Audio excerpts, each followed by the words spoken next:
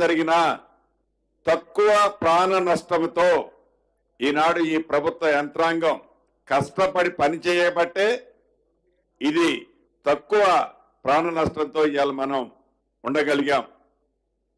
దీన్ని కూడా రాజకీయ లబ్ధి కోసమనో రాజకీయంగా లబ్ధి పొందాలనో ఏ పార్టీ అయితే ప్రధాన ప్రతిపక్షమని చెప్పుకుంటున్న ఆ పార్టీ ఫ్లోర్ లీడర్గా ఉన్న అనుభవజ్ఞులైన ఆనాటి మాజీ ముఖ్యమంత్రి గారు కానీ ఈనాటి ఫ్లోర్ లీడర్ గారు కానీ ప్రజల్లోకి వచ్చేది లేదు. ఇక వారికి సంబంధించిన మిగతా బ్యాచ్లు ఉన్నాయి.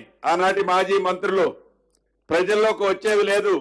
దొంగల పడ్డ 6 నెలలకి కుక్కల మురిగిని అన్నట్లు 3 రోజులైతే ఈ సంఘటనలు జరిగి ఈ రోజు అక్కడక్కడ వెళ్ళి ఏదో రాజకీయ లబ్ధి కోసం మాట్లాడటం తప్ప తగు సూచనలో సలహాలో ఈ ఉన్న విపత్తు పరిస్థితుల్లో ప్రజలను కాపాడే దాంట్లోనో సూచనలు ఇవ్వకుండా మేమున్నప్పుడు ఇది చేశాం, వారున్నప్పుడు ఇటువంటి సందర్భం ఎప్పుడూ రాలే. నిజంగా మన పక్క రాష్ట్రం ఉంది ఆంధ్రప్రదేశ్. ఉమ్మడి ఖమ్మం జిల్లాకు ఆనుకొని ఉంటుంది కృష్ణా జిల్లా. ఇక్కడ వరదే అక్కడికి పోతుంది.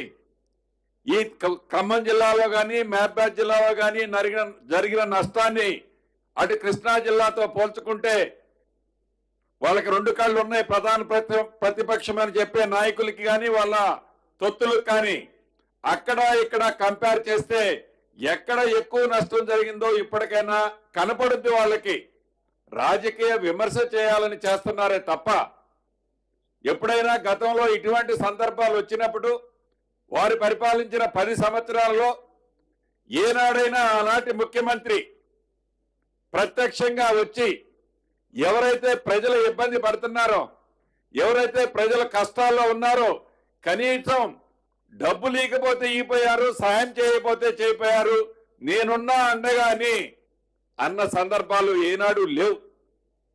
ఈనాడు కేవలం రాజకీయ లబ్ధి కోసం కేవలం వారి స్వలాభం కోసం మాట్లాడుతున్నారే తప్ప ప్రజల క్షేమం కోసమో ప్రజలకు జరిగిన నష్టంలో కష్టంలో ఈ ప్రభుత్వానికి మంచి సూచనలు ఇస్తే తప్పకుండా బేషిజాలకు పోకుండా ఈ ప్రభుత్వం తీసుకుంటుంది అని అనేక సందర్భంలో గౌరవ ముఖ్యమంత్రి గారు మంత్రులు మేము చెప్పాం.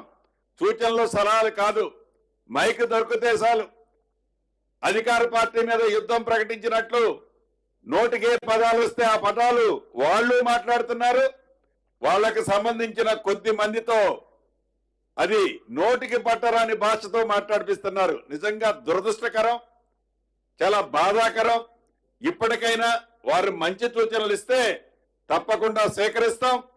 గౌరవ ముఖ్యమంత్రి గారు నిన్న ఇయ్యాల చెప్తున్నారు, ఏవైతే వారి దగ్గర గత ప్రభుత్వంలో ప్రజల సొమ్ము కొల్లగొట్టి దాచుకున్న డబ్బుందో ఆ డబ్బులో 1000 కోట్లు 2000 కోట్లు సీఎం నిధులకు ఇస్తే తప్పకుండా వాటికి మేమింత కలిపి ప్రజలకు సేవ చేయడానికి ఈ ప్రభుత్వం ఉందని ఆ దిశగా ఆలోచించాలని కూడా వారిని కోరుకుంటూ అధికారులకు ఇందాక ముఖ్యమంత్రి గారు అన్ని సూచనలు సలహాలు ఇస్తారు.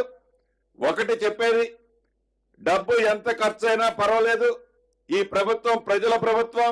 ఇందిరమ్మ రాజ్యంలో పేదోళ్లకు నష్టం కలగకుండా ఉండే విధంగా తప్పకుండా నేను కూడా టైం టు టైం ఇక్కడే ఉంటాను. ఇంతకుముందే గౌరవ ముఖ్యమంత్రి గారు కూడా నాకు సూచించారు, టైం టు టైం నేను సీతక్క ఉంటాం.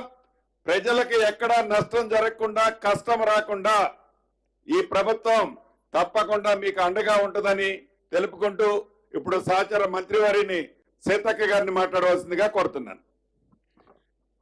గత 3 రోజులుగా